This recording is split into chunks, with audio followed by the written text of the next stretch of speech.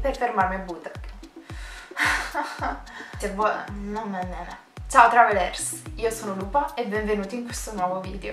Oggi vi parlerò di Bucarest, la capitale della Romania. Sono arrivata assieme a un ragazzo del team italiano e le ragazze del team della Polonia, che hanno partecipato con me al progetto, a Bucarest il 7 marzo, all'incirca dopo pranzo. Però non avevamo pranzato, quindi siamo andati da Caro Cubere, uno dei ristoranti più famosi di Bucarest. Il motivo non lo so che ha 23.000 recensioni su Google. Parlando di prezzi, la moneta ufficiale della Romania è l'euro rumeno e un euro equivale a circa 4,80 euro. Queste sono alcune delle cose che ho mangiato con i rispettivi prezzi. Langos e hot dog non li ho mangiati tutti e due, ho mangiato solo il langos. Il langos è un piatto tipico ungherese in realtà, è una sorta di frittella che può essere ricoperta con diversi condimenti quali formaggio, prosciutto e formaggio, cioccolato. Pizza margherita 15 leu, papanashi 30 leu, strudel con mele e gelato alla vaniglia 18,50 leu,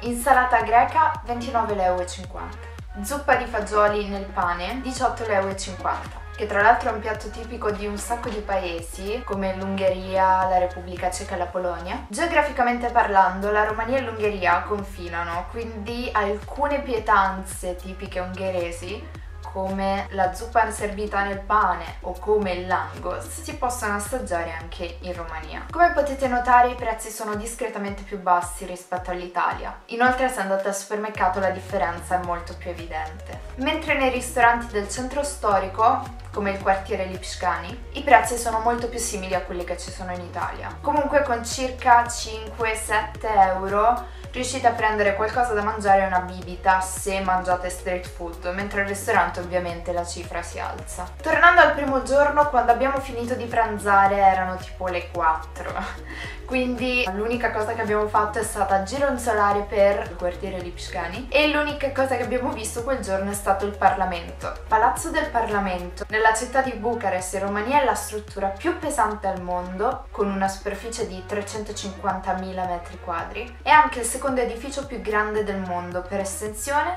e il terzo per volume. Il nome originale era Casa del Popolo, in rumeno Casa Popolului. Io non so parlare neanche l'italiano, figuriamoci il rumeno.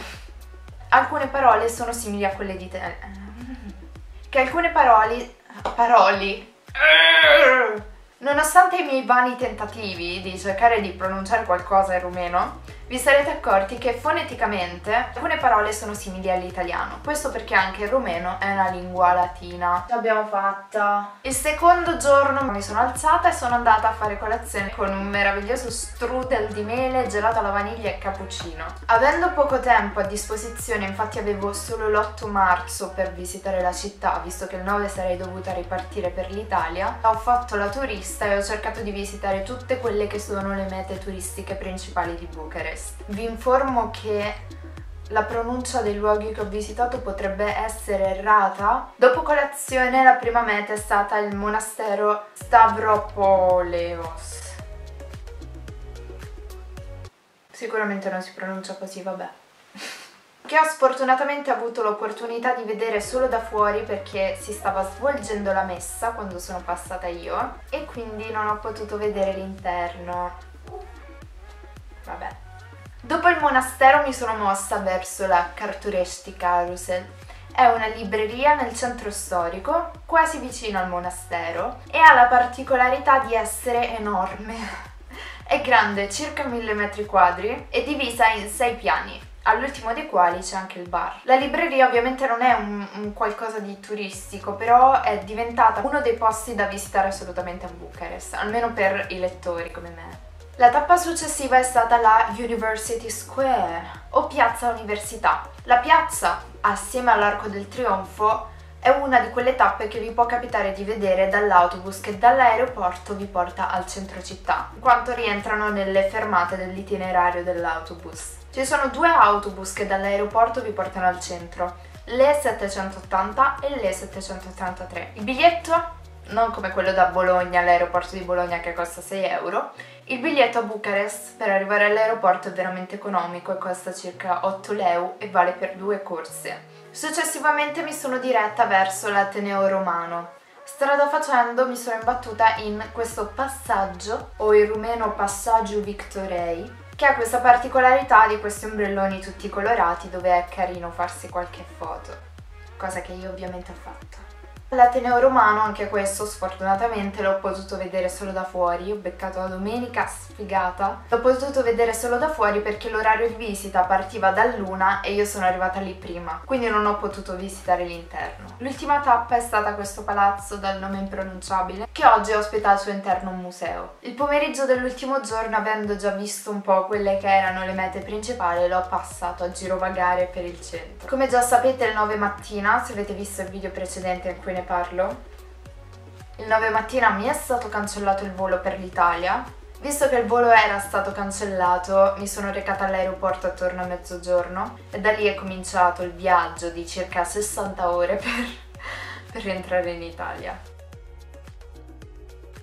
Volevo spendere due parole anche su questo, perché all'inizio, quando ho visto che mi avevano cancellato il volo, è stato tipo scioccante. Era la prima volta che mi succedeva e non avevo la più pallida idea di cosa dovessi fare, cioè non ne avevo idea. Mi hanno cancellato il volo. Ok. I miei amici e i miei cari erano ovviamente preoccupati per me di fronte alla possibilità che non riuscissi a ritornare in Italia. Quando ho capito che ero completamente fuori dalla mia comfort zone ed era quello che mi faceva sentire spaventata e a disagio, ho cambiato completamente atteggiamento. Sarebbe stata un'avventura, un nuovo viaggio, una nuova esperienza. L'ho presa così, l'ho presa con simpatia, anche se c'era da piangere, e sono contenta del modo in cui ho reagito. E spero queste parole siano d'aiuto per qualcuno. La vita ti può mettere di fronte delle cose negative, ti può mettere di fronte delle cose che non ti aspetti, ma tutto sta nella reazione che decidiamo di avere. Possiamo decidere di lasciarci trasportare dalla situazione e cascare nel panico, nella paura e nella negatività. Oppure possiamo decidere di cambiare le cose, di darci da fare, di prendere le cose con leggerezza, che come diceva Calvino, leggerezza non è superficialità, ma planare sulle cose dall'alto. E reagire, e reagire. E fare tutto quello che possiamo per migliorare la situazione. E quindi se decidiamo di reagire nel modo più positivo possibile, alla fine non è poi una tragedia, possiamo trasformare una tragedia in qualcosa di...